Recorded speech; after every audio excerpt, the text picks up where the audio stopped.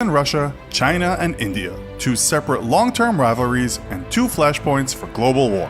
But what if China and Russia decided to set aside their differences and join against an Indian-American alliance? Who would win, and how would that war play out? The rules of this wargame are, as usual, no use of nuclear weapons allowed, and no other allies can be called upon. First, let's take a look at each contestant's military might and see what capabilities each would bring to the table. First up is India, the world's fourth most powerful military. With an active duty force of 1.4 million and a reservist force of 2.8 million, India can call upon a deep pool of manpower to prosecute any war. India also possesses a formidable air force with 590 fighter aircraft, 804 attack aircraft, and a huge fleet of surveillance and transport helicopters that numbers at 720.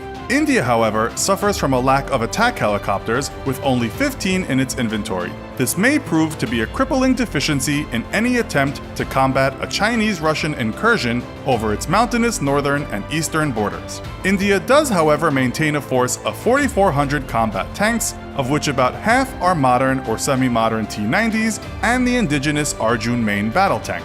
India is also equipped with a staggering number of towed artillery, 4,100 pieces, meant to make it impossible for their Chinese rivals to penetrate Indian defenses across the mountain gaps of its northeastern border.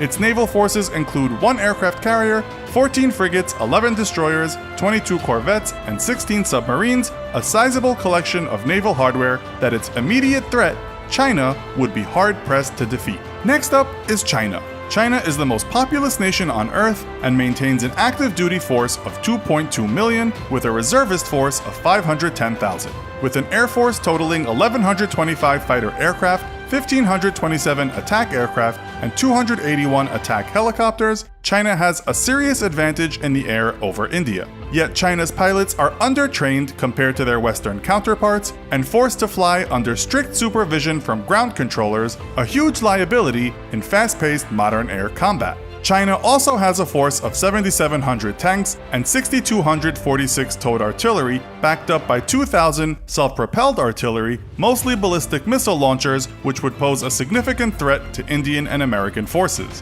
On the sea, China maintains a significant force with 1 test aircraft carrier not rated for combat operations, 50 light frigates, 29 destroyers, 39 corvettes, and 73 submarines. While larger in number than Indian naval forces, China lacks the ability to maintain long-term logistical support for any deployed ships, meaning only a small number of them could operate far from China's shores for longer than a few weeks. Underpinning China's military might is also the fact that its military is severely affected by systemic corruption, so much so that China's own leadership doubts the ability of the Chinese military to fight and win a major war against a near-peer power such as India. On to Russia. Russia has the world's second most powerful military, with an active duty force of just over 1 million personnel and a reserve force of 2.5 million. With 818 fighter aircraft and 1,416 attack aircraft, Russia's air forces are formidable, but would be severely hampered in war by a lack of reconnaissance assets. As one Russian military analyst put it, "We have long-range, sometimes precision-guided weapons, but we don't always know where the target is." On the ground, though, Russia maintains the world's largest tank fleet, numbering over 20,000.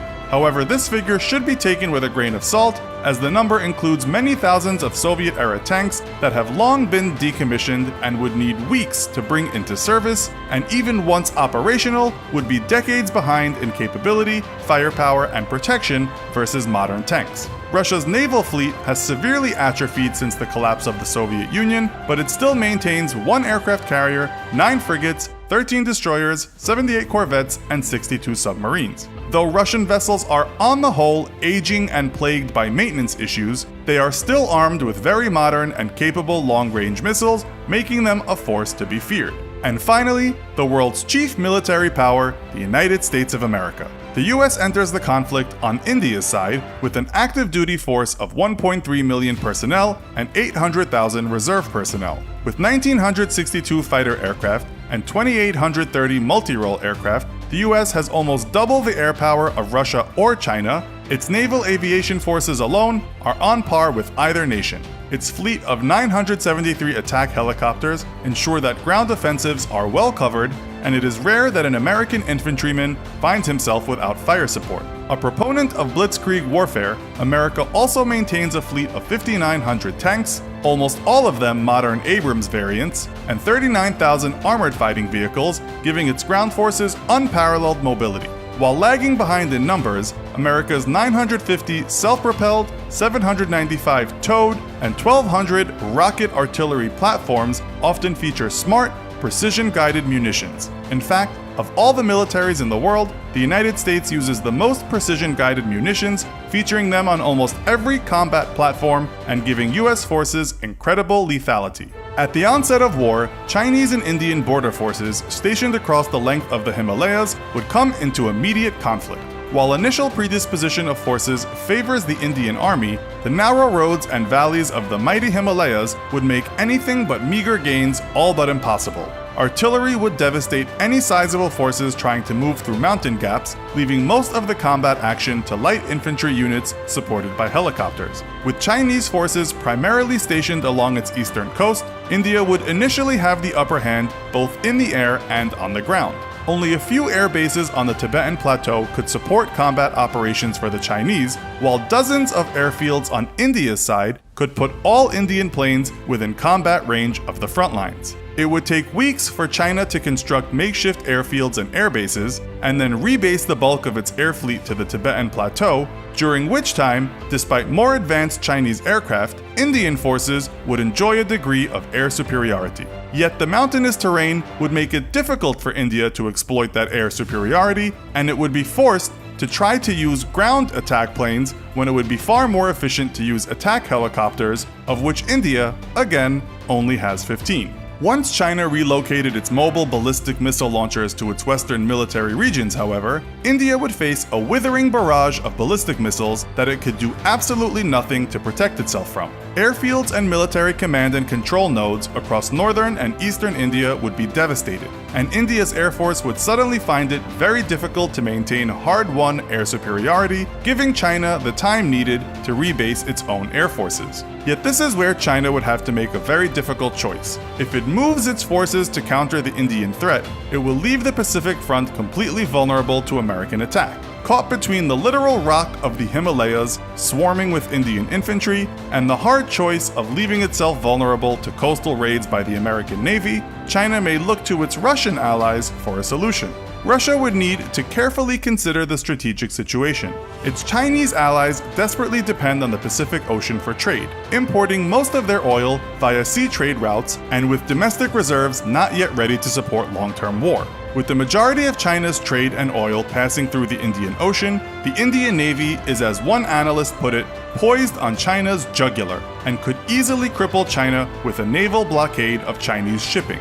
America's Pacific forces are, on their own, also more than sufficient to cripple the Chinese economy with a trade blockade, and China's Navy could not hope to counter America on its own. Desperately needing to ensure the oil lifeline stays open for its ally, Russia would likely try to bolster its Pacific fleet with large elements of its northern fleet. Yet, depending on the time of year, the Arctic ice may not have melted enough to open up shipping lanes. Either way, whatever naval forces Russia could muster on the Pacific would be needed to aid the Chinese in fending off the American Navy. This would still not be enough to save the Chinese economy, however, as India's Navy would never have to leave home to stop all Chinese shipping in the Indian Ocean. With a very limited capability to support its own navy far from its shores, China could at best scrounge together a small battle group of destroyers and cruisers with perhaps a few nuclear submarines to try and break the Indian blockade. Yet with India operating so close to home shores, it could take advantage of shore-based air power and make quick work of any Chinese task force. In the end, China could not hope to stand against naval blockades by both the US and India, even with reinforcements from the Russian Navy. This is China's glaring Achilles heel, its almost complete reliance on the sea for trade and oil, and why China has been ambitiously undergoing its modern Silk Road infrastructure development program with friendly nations, with very mixed success. Caught between the threat of raids on its Pacific coast by the US Navy and Indian forces pushing through the Himalayas, China would likely choose not to deploy its ballistic missiles to the west, as even if India managed to break out of the Himalayas, China's western territory is largely of little economic value. it would be far more prudent for China to try to keep America's carrier groups at bay with its DF-21 ballistic missiles, though China has still, to date, failed to show it has the capability to follow through on the threat of its ballistic missile forces by displaying a mastery of the various tracking, recon, and targeting systems and assets needed to go from launch to successful kill, or the ability to properly defend them from US attack. At best, the Sino-Russian alliance could hope to hold India at bay in the Himalayas and could likely even push India back once Chinese and Russian personnel created enough forward air bases on the Tibetan Plateau to support offensive operations. Yet Chinese and Russian forces would be limited to advancing only as far as the Indian foothills on the western edges of the Himalayas. The narrow passes and undeveloped roads through those passes would not make it possible to transport large amounts of hardware into India itself, while India could hold vast amounts of tanks and artillery on its plains, ready to crush any advance into Indian territory. In short, it would be guaranteed suicide to try to break out of the Himalayas for both the Chinese and Russian forces. Meanwhile, India and the US could starve China into submission by devastating its economy through naval blockades. It would take weeks for the US to degrade Russia's and China's naval and air forces enough to attempt an amphibious assault against either nation, but the high casualties would make it a very unappealing proposition. Instead, the US could comfortably sit back and bottle the Russian fleet up while systematically destroying the Chinese fleet, leaving their Indian allies to continue denying China's desperately needed oil imports. A US-India and Russia-China war would end with very little territory gained or lost on either side, and with staggering amounts of casualties for Indian and Chinese forces. The US Navy would likely see significant casualties, but both Russia's and China's navies would be all but completely destroyed. China and India's economies would be devastated, but China's specifically could face a catastrophic collapse that could even lead to the end of its Communist Party's rule.